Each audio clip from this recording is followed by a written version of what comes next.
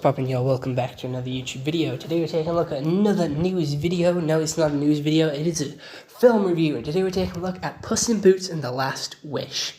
This is the second Puss in Boots movie and the restarting of the DreamWorks franchise, the DreamWorks cinematic universe. We are going to get old friends back like Shrek, and we see his new design in the start of this film.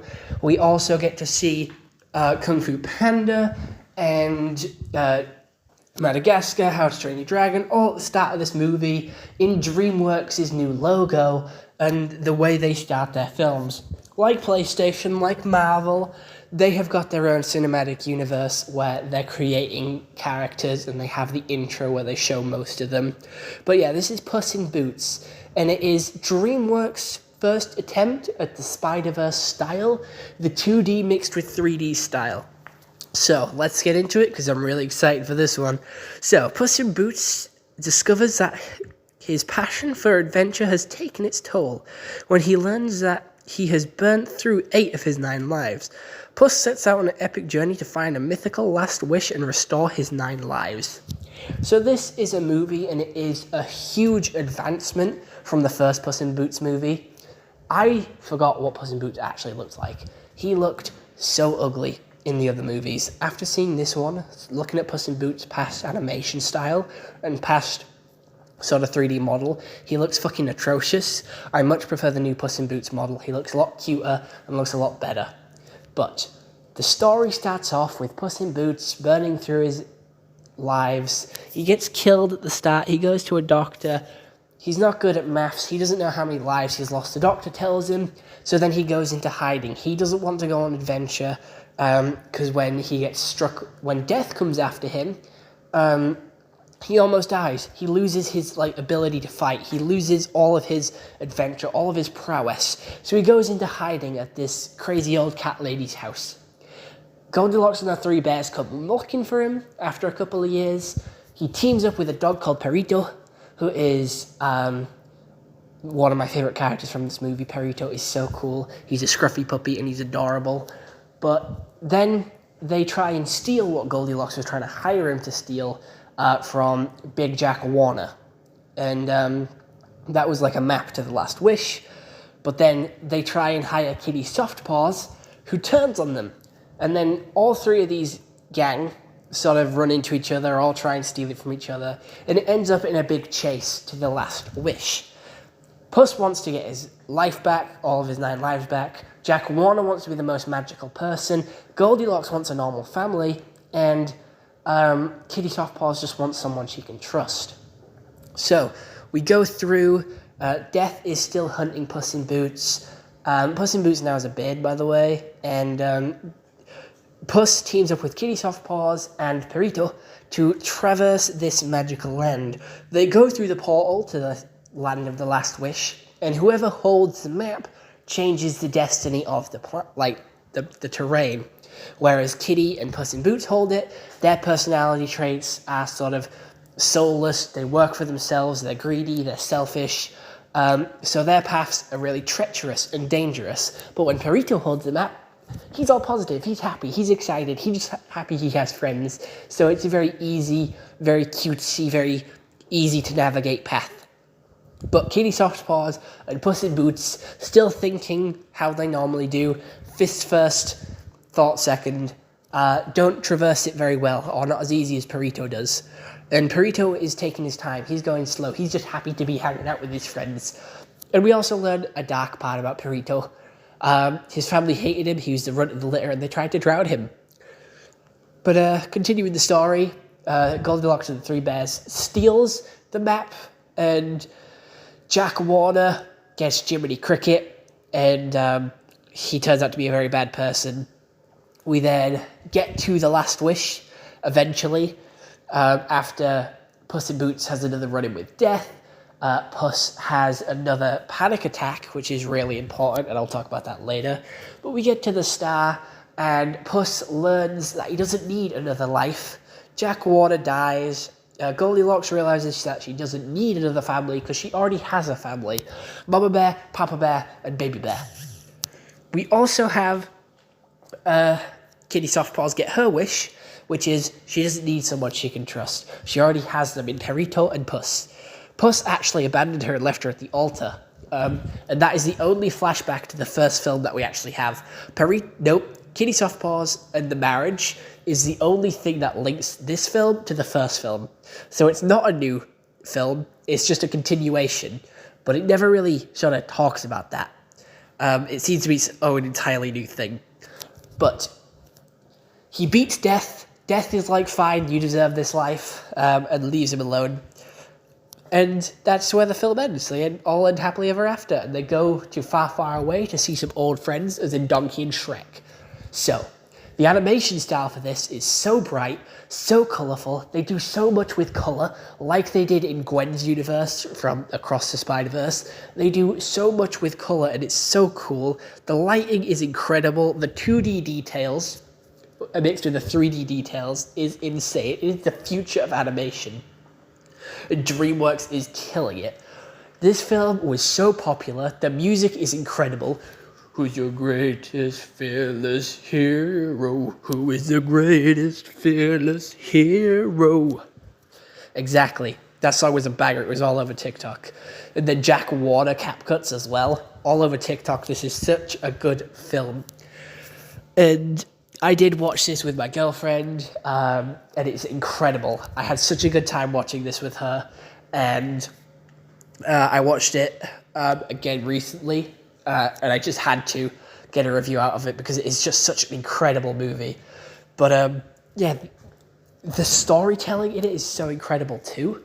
We have like Puss in Boots sort of dealing with panic attacks and trauma, and there's blood here as well. There's actually blood and violence. He gets cut quite a few times, and it shows that you don't need 9 lives to live life to the fullest. You only need one. The Three Bears introduction from Shrek 1 is also really cool. All the new characters are incredible. I think that they're all really cool and unique. Each one is got its own special point to the story. Everyone has their own point to learn. And Goldilocks' story was predictable. As soon as she started saying she wanted a normal family, or she wanted to get the wish, I knew she wanted a normal family. I knew that she didn't appreciate the bears being a family, but she would appreciate them later on. It was like very predictable, that point of the story. Death was an incredible villain. I loved him. His whistle was ominous. His black hood was creepy. He was one of the greatest villains ever. He has a theme that can rival Prowler or Miguel O'Hara. The doo-doo-doo. That was Hunger Games, but you know what I mean. His whistle was intense, and it shit me up and gave me fucking shivers every time it came on. He was menacing. His sickles were really cool as weapons as well. They made him the big bad wolf. Like, the wolf is like the villain in most nursery rhymes, so making him a wolf was a really smart choice as well. And giving him mini sickles and able to move as quick as Puss in Boots and fight him just as well, but also being prominent to the story. He was such a good villain and such an upgrade from an egg from the first movie. Like, the villain upgrade in Puss in Boots was incredible, from an egg to a wolf to literal death. But yeah, the colours are incredible. The art style is beautiful. The colours help persuade emotion. The characters also fuel that as well. Like, the situation is fueled by the characters, and they work off each other so well. Like, the trio of Puss and Kitty Softpaws and Perito, just Puss and Kitty's history, there's a lot of tension there, but Perito makes it funny, and Perito brings them together. He's the outcast, he's the one that no one wanted, but ended up bringing others together. He's such a good character, and he finally managed to do the cute face at the end of the movie as well, something that he was trying to do throughout the whole film. And it's just such a good DreamWorks film. They have definitely upped their game.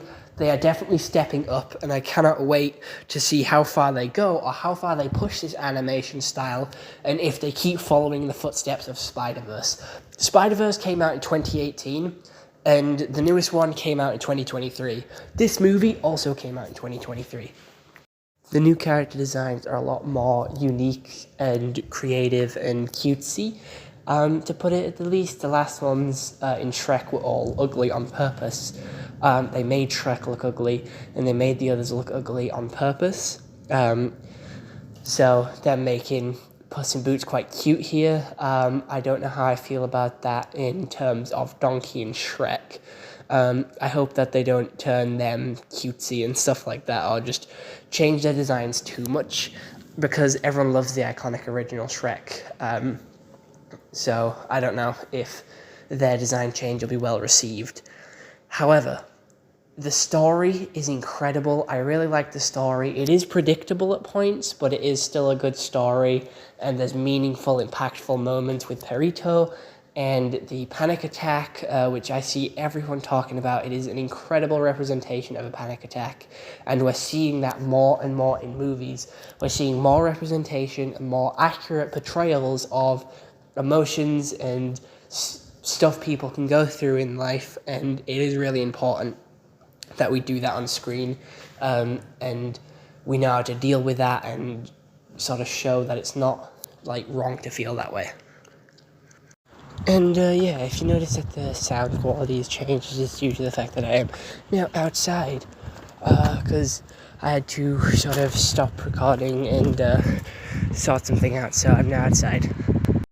But yeah, I am going to give this film a solid 10 out of 10. I enjoyed every single moment of it. It had me smiling from fucking ear to ear. I had such a big grin on my face. All the jokes landed for me. It was so funny. What the fuck? It's such a good film with such like a deep meaning and deep sort of rewarding story, and you don't get many films like this. I think it is a one-of-a-kind movie that we're going to start to get more of, especially with this new animation style and the new sort of everything that's coming out alongside this, with the new DreamWorks sort of cinematic universe that's coming out. Everyone's making a cinematic universe at this point, and I'm all here for it. I'm going to give this movie a 10 out of 10. I think it is absolutely incredible, and I think it is a top contender for one of the top movies ever, and maybe one of the top 10 movies of this year. It is definitely in the top 10 animated movies, alongside Teenage Mutant Ninja Turtle Mutant Mayhem, Across the Spider-Verse, Into the Spider-Verse, and Puss in Boots. These are some of the greatest animated movies of all time, in my opinion. The animation style is so progressive and so unique, and they all use it in such a unique way. Like Mutant Mayhem is completely different to Spider-Verse and Across the Spider-Verse because it pushes animation, and Puss in Boots is different from both of them as well because it pushes animation in similar ways, but it also expands upon it and tries to do it in different ways as well. And that's what I like. And the story is, again, pretty basic. The characters are incredible. The voice actors are incredible. They got all the voice actors from the past Shreks and Puss in Boots movies. And I think Puss in Boots is an incredible start to the DreamWorks sort of MCU, the DreamWorks cinematic universe, because Puss is such a well-liked character. He's such a well-known character, and he's such an adventurous, sort of bravest, greatest hero, and he is our favourite hero, and he's like our Iron Man. He's a good one to start off on, and I like that.